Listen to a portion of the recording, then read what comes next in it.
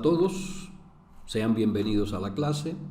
Hoy continuaremos con nociones de cálculo y trataremos los siguientes puntos. Estaremos viendo una pequeña introducción como en cada clase. Seguidamente pues ya estaremos viendo las propiedades de las integrales definidas. Seguidamente pues estaremos demostrando el teorema fundamental del cálculo y finalizaremos con el concepto de función primitiva. Entonces, sin más, comencemos.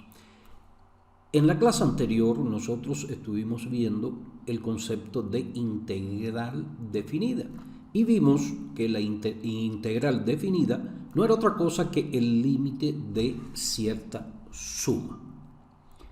Hoy vamos a estar viendo las propiedades de esas integrales definidas y ello nos llevará a poder demostrar el teorema fundamental del cálculo, a partir del cual va a ser posible hacer, no necesitar de hallar el límite de sumas, lo cual es complicado como vimos la clase anterior. Entonces, continuemos con las propiedades y empecemos por la primera. La primera propiedad que vamos a estar tratando trata de lo siguiente. Dice que si en el integrando hay un factor constante, factores son aquellas cantidades que se están multiplicando, ¿verdad?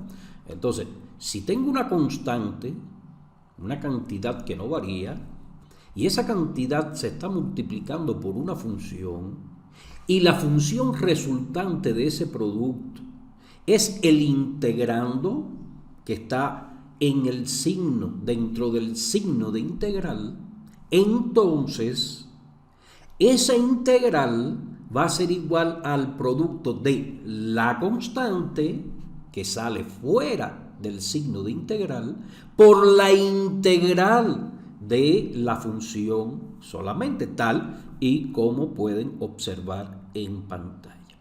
¿Cómo se demuestra esto? Pues muy fácilmente. Simplemente debemos recordar el concepto de integral definida. Entonces, aquí tenemos que la integral definida del producto k por f de x, ¿a quién va a ser igual? Pues al límite cuando delta x tiende a 0, ya eso lo sabemos. ¿De qué suma? De la suma de los términos que están formados por el producto de esa constante por esa función, pues todo eso es el integrando por delta x. Pero fíjense que en esta sumatoria k no tiene ningún subíndice i. Por tanto, en todos los sumando va a aparecer esa cantidad k multiplicándose, que va a ser igual para cada uno de los términos de esa suma. Por tanto, lo puedo sacar, efectivamente, factor común. Y eso es lo que hemos hecho. Sacamos factor común de esa suma y nos queda la suma del resto de de los términos que se estaban sumando.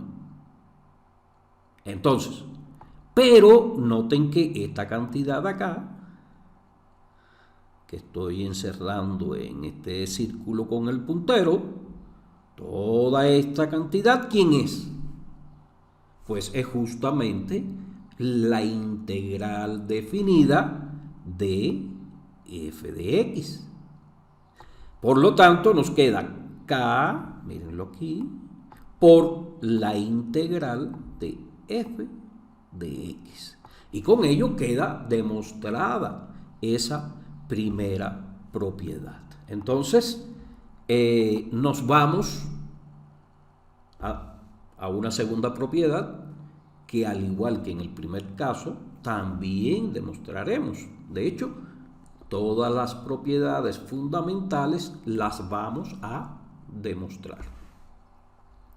Aquí tenemos una segunda propiedad que dice: la integral definida de la suma algebraica de varias funciones es igual a la suma algebraica de las integrales definidas de los sumandos.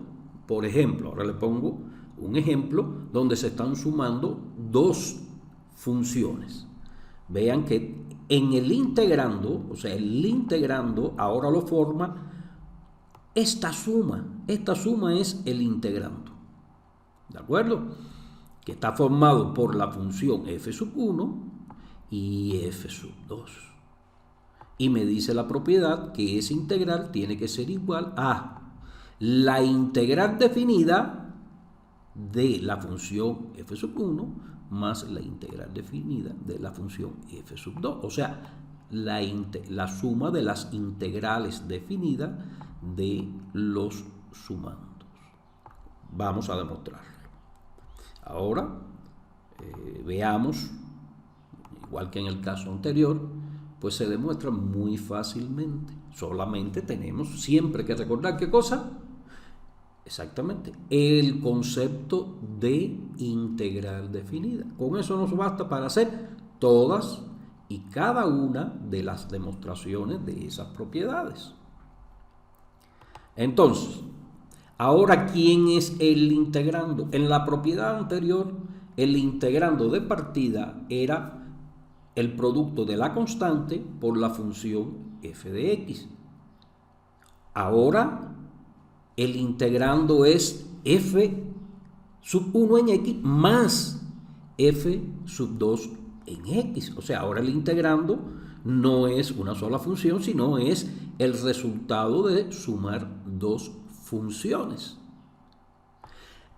Recordando nuevamente cuál es el concepto de integral, pues tenemos que es el límite cuando delta x sub i tiende a 0 de la sumatoria de estos términos que están acá. Aquí tenemos, como siempre, el integrando que se está multiplicando por delta x sub i. ¿De acuerdo? Entonces, resulta que esta sumatoria, se puede dividir en estas otras dos sumas. Lo único que tienen que hacer es multiplicar delta x sub i por este sumando y este delta x sub i por este otro sumando. O sea, aplicamos la ley distributiva. Entonces, ya tenemos esto. Pero esto es igual, recuerden, de cálculo diferencial cuando vimos límite. El límite de una suma es la suma de los límites, por lo tanto, nos queda que es la suma, o sea, el límite de esta sumatoria más el límite de esta otra sumatoria. Pero ¿quién es esta sumatoria? La integral de la función f sub 1. ¿Y quién es esta otra sumatoria? Pues la integral de f sub 2. Y con ello, pues vemos que se cumple la propiedad que habíamos escrito al principio. O sea, hemos acabado de demostrar la segunda propiedad. Y ahorita, pues vamos para la tercera. Y aquí tenemos. La tercera propiedad dice: si en el segmento AB, donde A es menor que B, las funciones f de x y g en x satisfacen la condición que f de x es menor o igual que g de x, entonces la integral definida de f en x desde a hasta b es menor o igual que la integral definida de g en x desde a hasta b.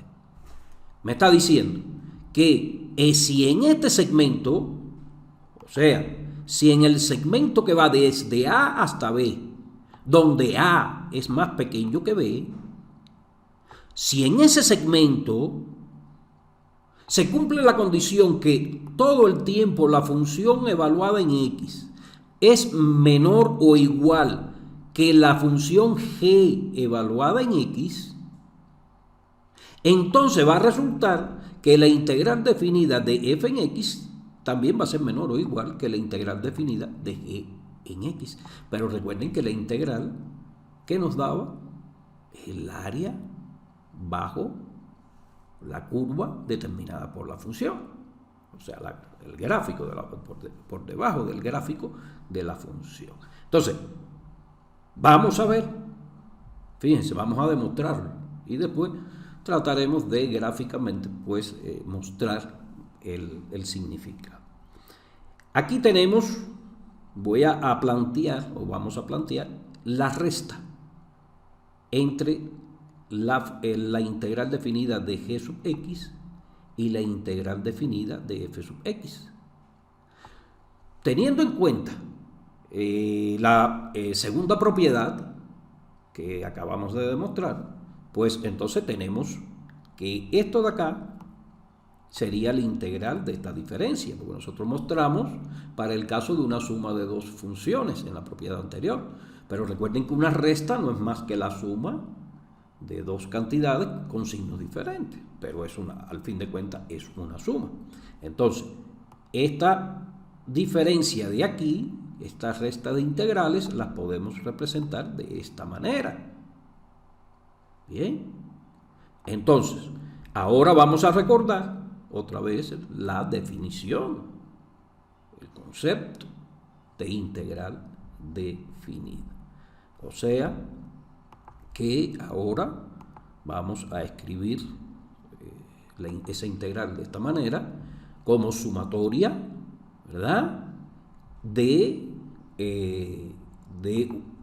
una serie de términos, ¿verdad?, donde aquí tenemos al integrando, como siempre. Aquí va siempre el integrando, porque el integrando ahora es la resta de dos funciones. Pero la resta de dos funciones da como resultado una nueva función. Entonces, ¿pero qué tenemos? Nosotros de partida habíamos planteado que esta función todo el tiempo era mayor o igual que esta otra función.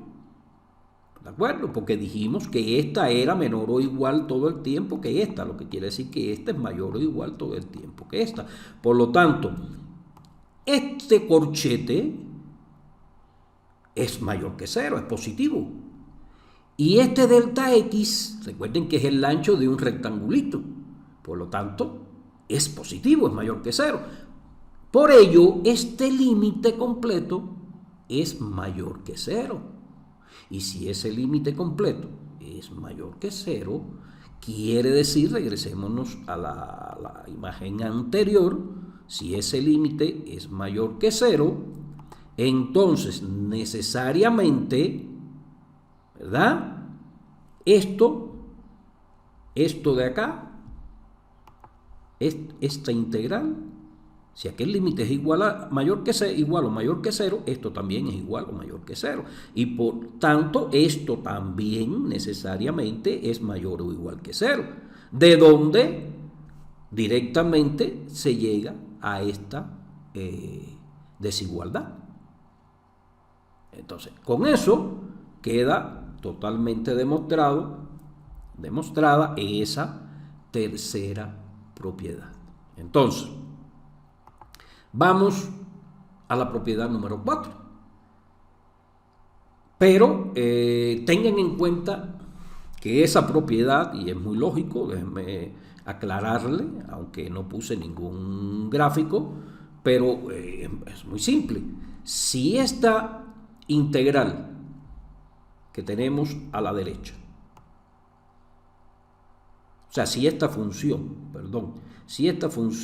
que tenemos aquí, el integrando de la integral de la derecha, es menor o igual que esta otra función, que este otro integrando de la integral que tenemos a la izquierda, es lógico que el área bajo la curva de esta función todo el tiempo va a ser menor o igual que el área bajo la curva de esta función. Por lo tanto, esta integral necesariamente tiene que ser menor o igual que esta otra integral. ¿Se comprende bien? Entonces, ahora sí, ya nos vamos a la cuarta propiedad.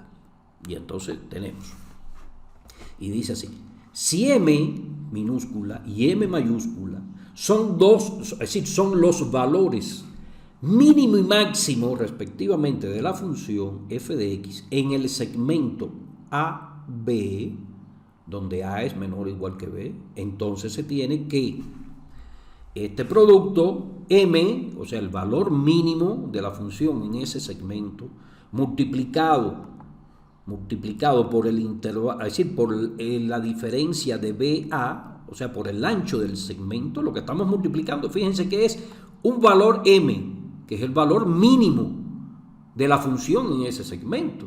Y si ese valor mínimo de la función lo multiplicamos por el ancho de ese segmento, ¿qué nos da? ¿Qué nos da ancho por alto? Un área. Por lo tanto, estamos hablando que aquí tenemos un área. Bien.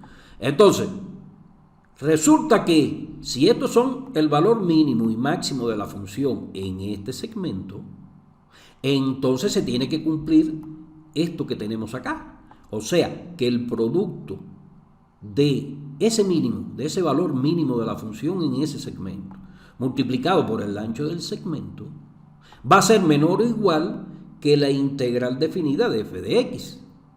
Pero además, si este es el máximo de la función m, y el máximo de la función lo multiplicamos por el ancho del segmento, ¿qué me da? Otra área, ¿verdad? Pero un área que tiene que ser mayor que la integral definida de la función. Ahora, fíjense, según la hipótesis, f de x es mayor o igual que m. ¿Por qué? Porque este es el mínimo. Y tiene que ser menor o igual que m mayúscula. ¿Por qué? Porque este es el valor máximo en ese segmento. Y en virtud de la propiedad 3, que habíamos visto ya, se tiene que lo siguiente. Veamos acá. Se tiene entonces que, fíjense, la integral de esto, ¿qué nos da? Esto es un valor constante. Lo puedo sacar fuera de la integral. Y esto es un valor constante, también lo puedo sacar fuera del signo de integral. Este es el valor mínimo de la función, este es el valor máximo de la función. ¿Y qué quedaría entonces? Solamente quedaría el ancho, b menos a. Y aquí el ancho b menos a. ¿De acuerdo? Y entonces, ¿qué tengo acá? Fíjense que esto es nada más y nada menos que el área, un área que es igual al valor del mínimo de la función multiplicado por el ancho del segmento. Esto es otra área que es igual a el valor máximo de la función por el ancho del segmento. Entonces, tenemos que esta área es menor o igual que esta, y esta a su vez es menor o igual que esta otra. ¿Estamos? Entonces, por eso estamos escribiendo que esta integral de acá es igual justamente a esto.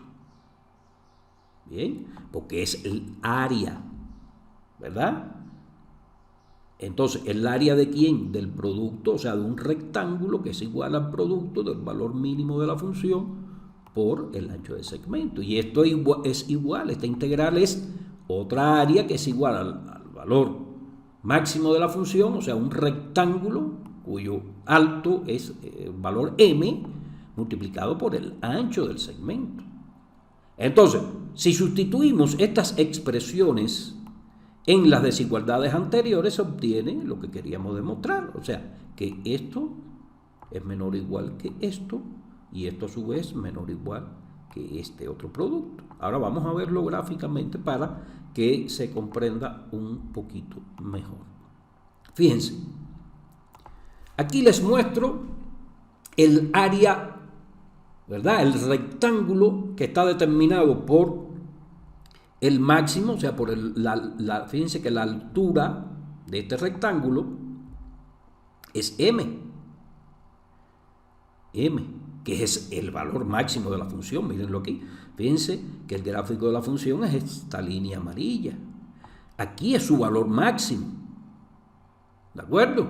Entonces, multiplico esa altura, ese valor máximo, lo multiplico por el ancho del segmento y que me da todo este rectángulo que está sombreado ahí. Y es obvio que el área de ese rectángulo es mayor que el área que está debajo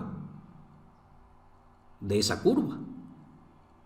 Lo mismo ocurre cuando vemos el valor mínimo, que lo veremos ahora en esta siguiente diapositiva. Aquí tenemos, ¿qué tenemos aquí?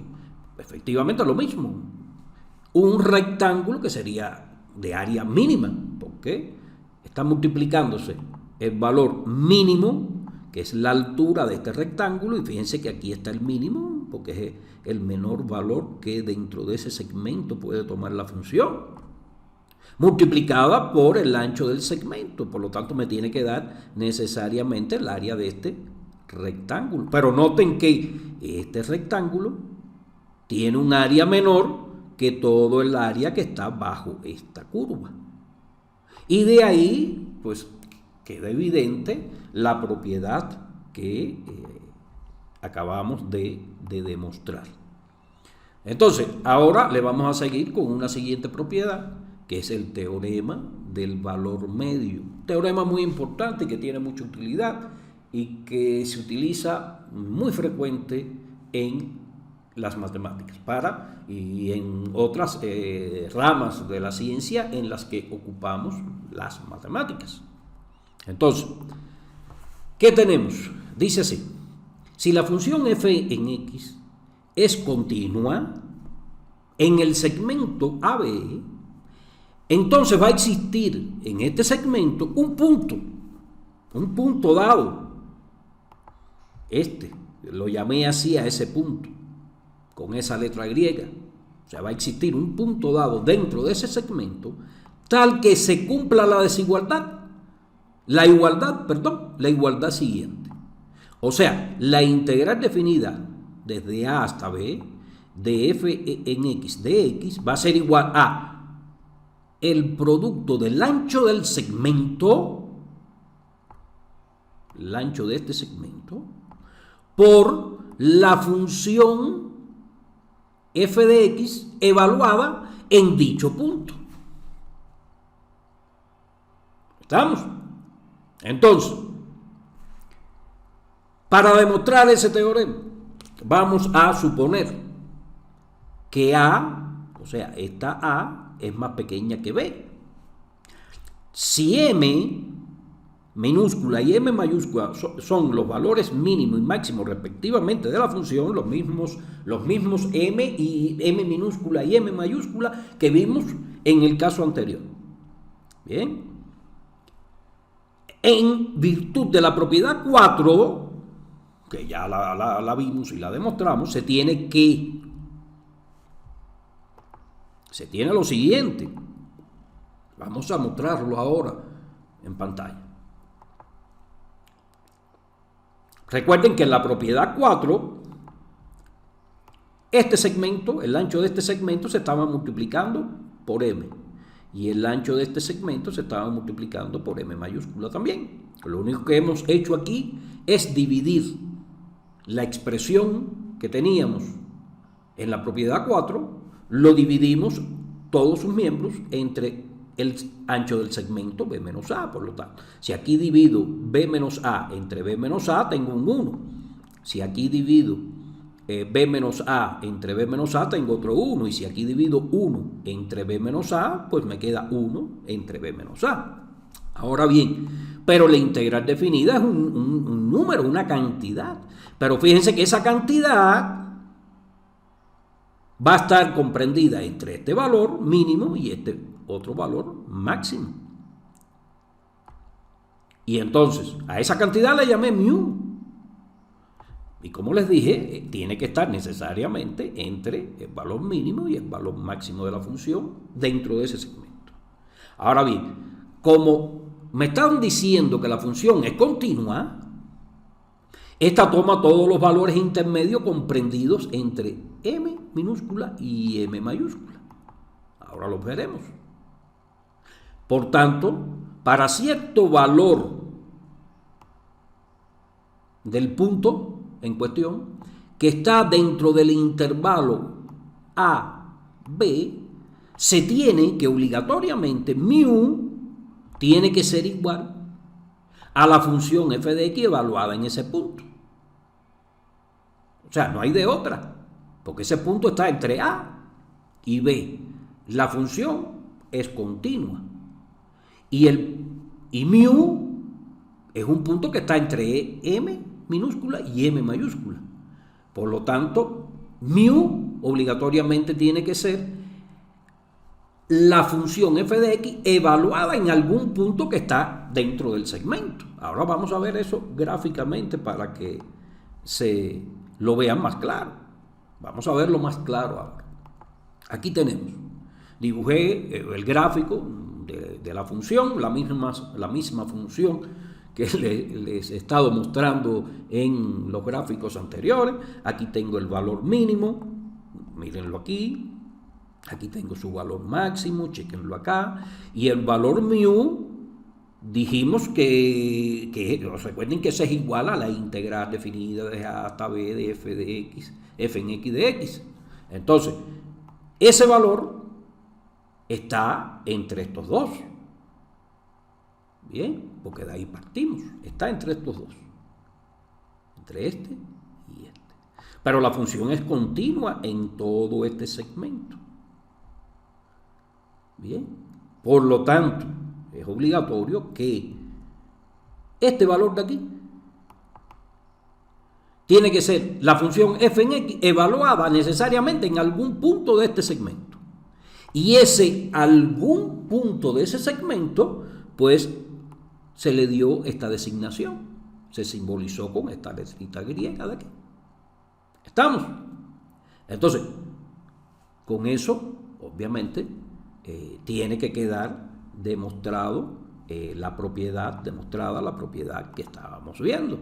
Vamos a echarle para atrás. Fíjense que aquí lo tenemos, o sea, para cierto valor comprendido entre A y B, necesariamente, ¿verdad? Mu tiene que ser necesariamente igual a la función evaluada en un punto que esté entre A y B. Entonces, ¿qué tenemos? Que mu, si eso es así, mu lo sustituyo acá. ¿Por quién lo sustituyo? Por la función evaluada en ese punto que está entre A y B. Ese lo pongo, en lugar de mu, pongo ese. Y entonces, si pongo esto en lugar de mu y paso multiplicando el ancho del segmento B menos A para acá, pues entonces obtengo justamente, ¿verdad?, el planteamiento de partida, que es la propiedad. Vean aquí, ¿se dan cuenta? O sea, no hay ninguna dificultad para llegar a ese resultado. Entonces, vamos a ver, ya vimos ese esquema y vamos para una sexta propiedad. La propiedad número 6 nos está diciendo que para tres números arbitrarios A, B y C se cumple la igualdad que aparece en pantalla. O sea, que la integral definida desde A hasta B de f en x de x es igual a la integral definida desde A hasta C de la función f en x de x más la integral que va desde C hasta B de esa misma función. Entonces, pero eso es obviamente siempre que las tres integrales existan, ¿no? Porque pudieran no existir, pero bueno, siempre que existan, pues se cumple esa igualdad. Entonces, vamos a demostrarlo como hasta ahora. Entonces, para demostrarlo, lo vamos a hacer sencillamente mostrando gráficamente de qué se trata. O sea, si ustedes tienen estos tres números, A, B y C. Recuerden que la integral que va desde A hasta B es el área que está debajo de toda esta curva, ¿verdad? Toda esa área.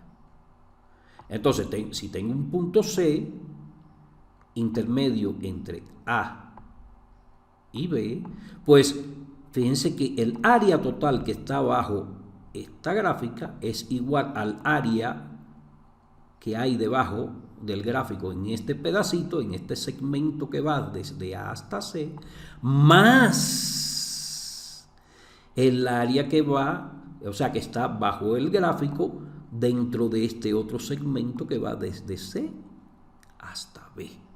Y por ello el área total que está bajo este gráfico es igual al área que está bajo el gráfico en este segmento más el área que está bajo este gráfico, ¿verdad? Que va de este punto a este punto, o sea, en este segmento de aquí. ¿Se dan cuenta? O sea, no es fácil percatarse de la validez de dicha propiedad. Ahora, ya teniendo esas 6 propiedades fundamentales de las integrales definidas, demostradas, o sea, ya sabemos que no solo existen esas propiedades, sino sabemos, ¿verdad?, cómo llegar a ella. O sea, sabemos demostrar que efectivamente esas propiedades son las que son. ¿De acuerdo? Entonces, ahora con ello vamos a adentrarnos en el teorema fundamental del cálculo. Y para ello vamos a recordar la tabla que habíamos visto al final de la clase anterior y que yo les había dicho que era muy, muy importante para abordar el tema de la clase presente. Entonces, así tenemos que aquí tienen la tabla, se las muestro nuevamente. Esta era la función f de x, bajo cuyo gráfico había que hallar el área. Entonces tenemos, ¿qué tenemos? Que para la función f igual a x, f en x igual a x, pues su integral, su área bajo esa curva, limitada desde 0 hasta, o sea, en el segmento que va desde 0 hasta un valor de x cualquiera, era x al cuadrado sobre 2. El de x al cuadrado, x al cubo sobre 3, y así sucesivamente. Y para x elevado a la n, pues x elevado a la n más 1 entre n más 1. Ahora bien, si derivamos cada una de estas funciones que están en esta columna, o sea, si ahora derivamos todas estas funciones, nos van a dar estos resultados. Pero comparen los resultados de esta derivada con la función de partida de f en x. Vemos que son idénticas. Son idénticas. Entonces, quizás esto se cumpla solo para las funciones del tipo f en x igual a x a la n. Pudiera ser. Pero nos hace sospechar, podemos sospechar, de que debe haber alguna relación entre dos cosas que aparentemente no tienen nada que ver una con la otra. O sea, aparentemente las derivadas no tienen nada que ver con las integrales. Sin embargo, estamos viendo que hay una sospechosa relación entre ellas. Bien. Resulta que esas sospechas, pues ya las habían trabajado algunos matemáticos, entre ellos pues Isaac Barrow, profesor de Isaac Newton, uno de los creadores junto a Leibniz del cálculo diferencial integral, que esas sospechas pues estuvo trabajando sobre ella para tratar de demostrar que era más que una sospecha. Y ese límite de cierta suma lo hizo para funciones, algunas funciones diferentes de la función del tipo x a la n, y también resultaba que había una relación entre derivadas e integrales. Bien, eso fue lo que sirvió tanto a Newton como a Leibniz de punto de partida para su creación del cálculo diferencial e integral. ¿De acuerdo? Entonces ahora vamos a ver, disculpen, a ver, este era cuál, supongamos, déjenme ver en qué lámina estábamos. Acá. Aquí es donde nos toca. Entonces, vamos a ver esa sospecha, a ver si deja de ser una sospecha, porque estaría magnífico, ¿verdad?, que existiera esa relación entre derivadas e integrales, pues nos permitiría, nos daría la posibilidad de quitarnos de encima la necesidad de hallar las integrales definidas hallando el límite de una suma. Para funciones simples, como las del tipo de x a la n, es difícil. Para otras funciones más complejas, pues se hace mucho más difícil la situación. Entonces, si encontramos un camino que nos facilite las cosas, pues mucho mejor. Y entonces, veamos. Supongamos que tenemos esta integral, donde el límite inferior lo vamos a dejar fijo. O sea, el límite inferior de esta integral lo vamos a dejar fijo. Bien. Y solamente vamos a cambiar el límite superior. Si cambiamos el límite superior, ya saben que cambia el área bajo la curva. Es muy lógico. Por lo tanto, esa área bajo la curva depende de x, depende de esta variable. Y entonces lo que me dice el teorema es que si derivamos esta integral, este valor, que es función de x, si lo derivamos, me va a dar como resultado el integrando evaluado en la variable x. Bien. Entonces, vamos a demostrar que eso es cierto. Porque si es cierto, pues ya resolvimos un gran problema. Entonces, ¿cómo lo vamos a demostrar? Nos vamos a auxiliar de propiedades que ya habíamos demostrado anteriormente. Aquí tenemos. Escribimos la integral de partida. Bien, a en x igual a la integral definida desde a hasta x de f en t de t, donde a permanece fija y solamente cambiamos o hacemos variar el límite superior. Entonces, ¿qué vamos a hacer? Vamos a hallar la variación de esa función, ¿verdad? Cuando la variable x cambia en un delta x.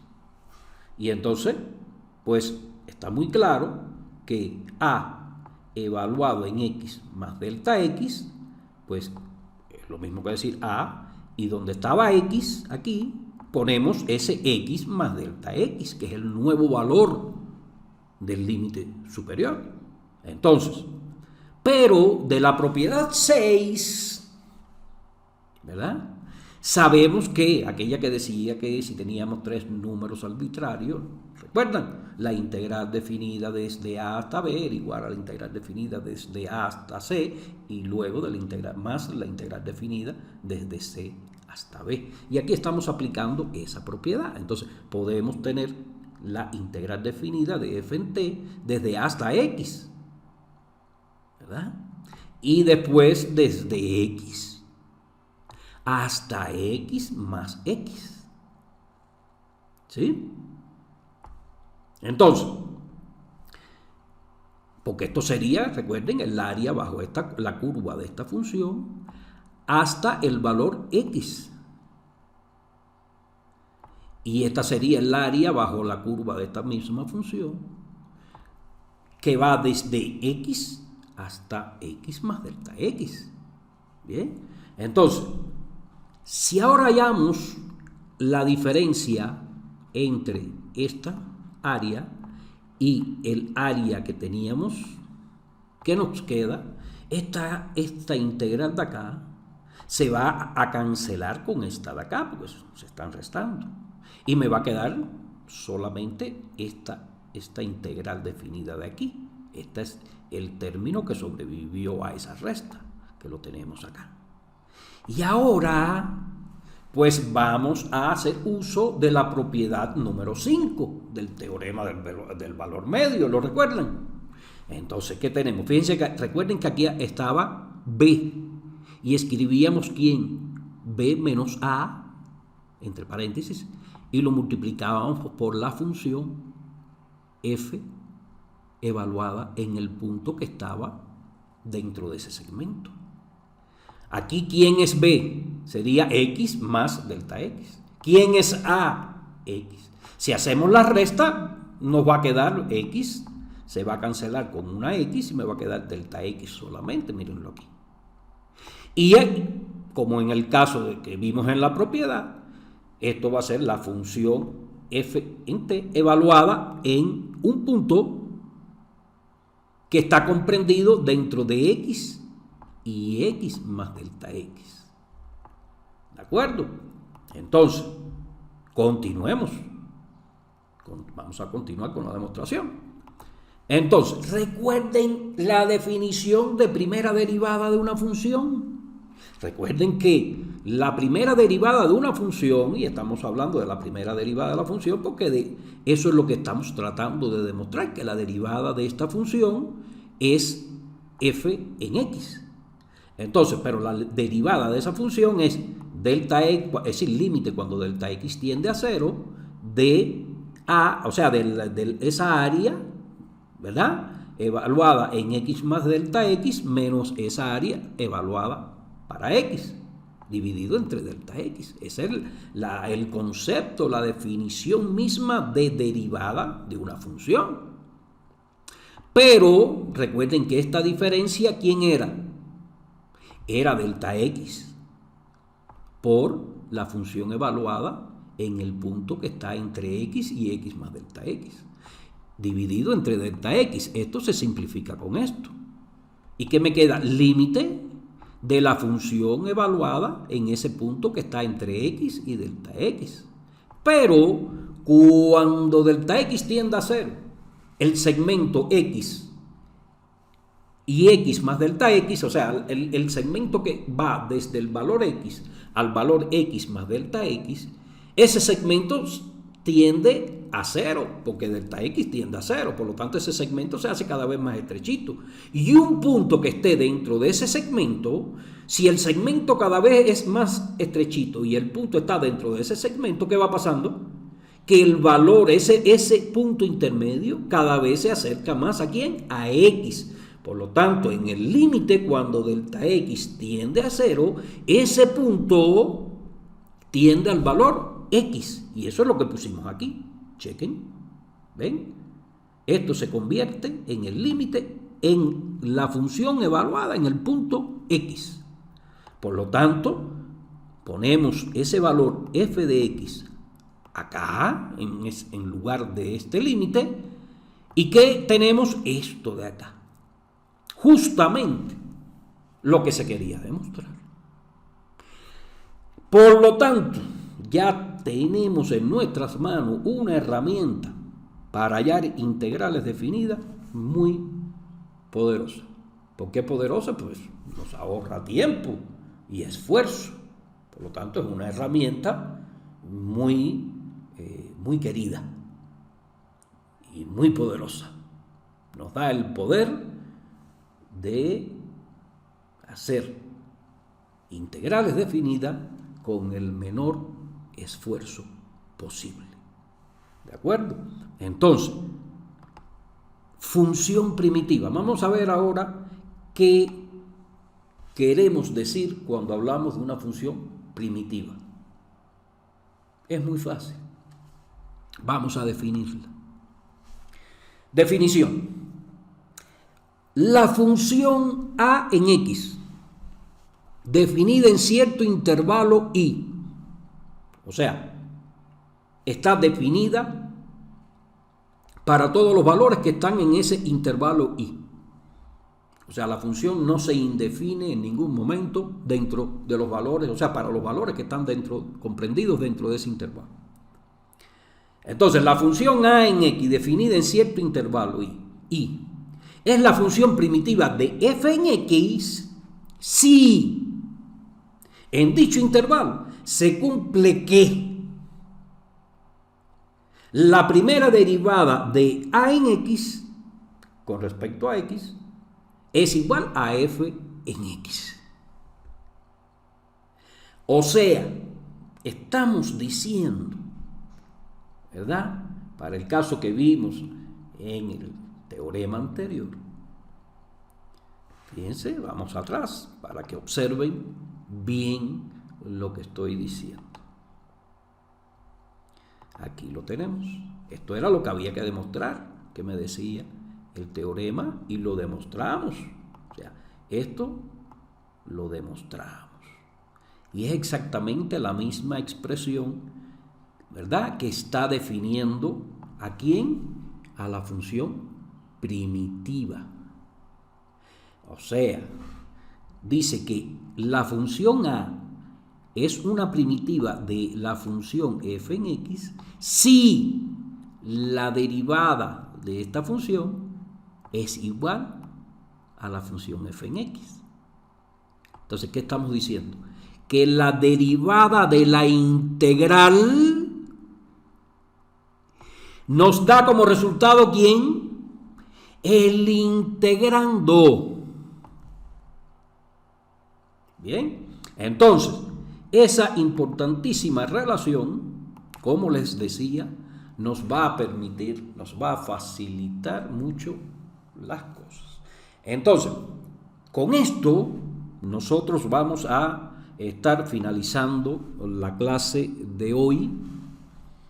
Y si ya vimos que esta relación que hay entre derivadas y integrales definidas nos va a facilitar las cosas, pues en la próxima clase pues ya tenemos que empezar a buscar las formas de hacer uso apropiado de esa relación y poder efectivamente hacernos las vidas más cómodas cuando estemos resolviendo determinados problemas matemáticos. Entonces, con esto me despido por hoy. Los espero en el próximo video. Les doy las gracias por la atención que me han prestado. Los invito a que le den un like a los videos, si es que obviamente les son de utilidad y les agrada, y que se suscriban a mi canal. Con ello pues estarían ayudando a que puedan, a que sea posible seguir haciendo este tipo de videos. Gracias y